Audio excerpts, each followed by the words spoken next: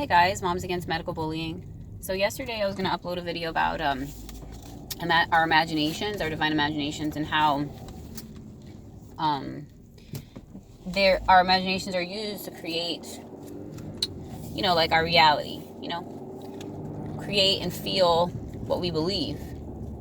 And and I was just thinking about how, like, it's weaponized. It can be weaponized against us with, just things like 2020 with the COVID and all that,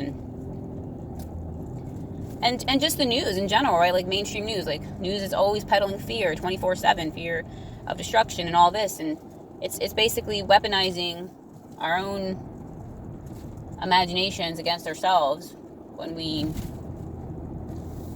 receive and believe, you know what I mean? Basically, that's what it comes down to. And I understand that it's like a fine line, and some things are real. Like, say there is a real emergency, you do need to, do something about it. Like, well, I believe that if there is, then you'll know, right? Trusting that inner guide and intuition.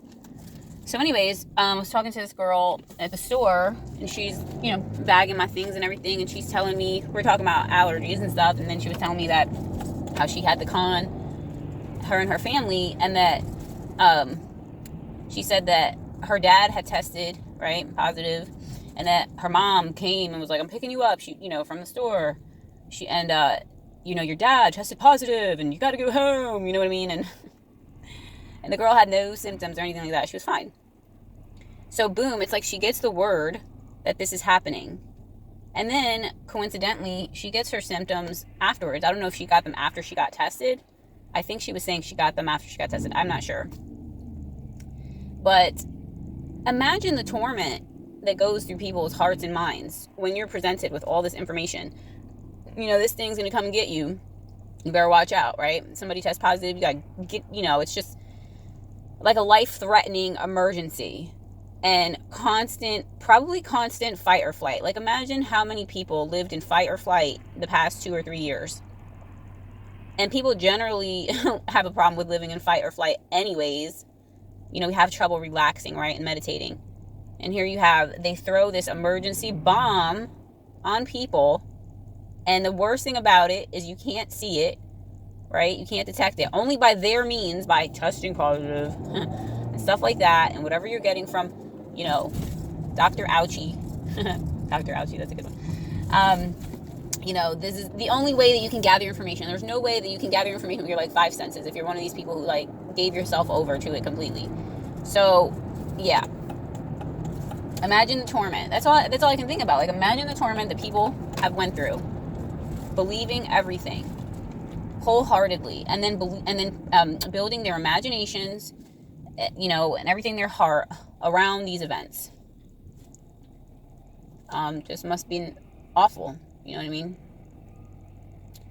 And then you're using your imagination to create. So you're thinking all kinds of things, like, oh my God, we might die. Other people might die. Like, oh my God, we can't be around other people because we might have it, and then give it to them, and then they're going to die. Like, imagine all the death created just through just through our hearts, through our thoughts.